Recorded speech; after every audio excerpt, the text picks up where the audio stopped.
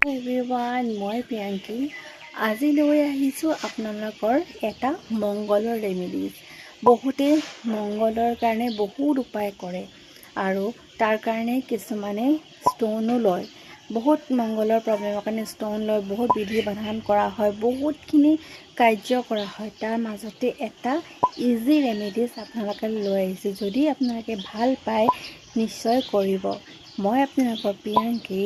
মোৰ পেজটো যদি ভাল লাগে ফ'ল' এটা কৰিব নাপাহৰিব আৰু শ্বেয়াৰ কৰিব। যদি আপোনালোকৰ কিবা এটা প্ৰব্লেম হৈ থাকে বা আপোনাৰ কোনো ফ্ৰেণ্ডছ ফেমিলি মেম্বাৰ্ছৰ প্ৰব্লেম হৈ থাকে, তেতিয়া এই ভিডিঅ'টোৱে চলিউশ্যন দিব। কি কৰিব আপোনালোকে? হনুমান মন্দিৰ যাব।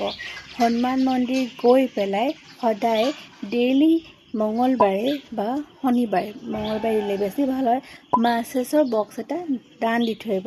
যাব, ধুনীয়াকৈ থ'ব, কাকো নজনাকৈ ধুনীয়াকৈ প্ৰে' কৰিব নিজৰ মনৰ। কণ্টিনিউ আপুনি 7টা মঙলবাৰে কৰিব। কি হয়, যদি আপুনি যেতিয়া দিব সেইটো সময়ত আপুনি ভাবিব যে এই মেচ বক্সটোৰ পৰা যোনে জুইচলাটো উঠাই জ্বলাব, আপোনাৰ নিজৰ লাইফৰ যিখিনি অবষ্টিকলছ আছে সেইখিনি তাতে সমাপ্ত হৈ যাব। কণ্টিনিউ 7 বাৰ কৰিব, নহ'লে আপোনালোকে মিলাই 11 বাৰ কৰিব পাৰে, কিন্তু 7 বাৰ কৰিলে সোনকালে হৈ যাব।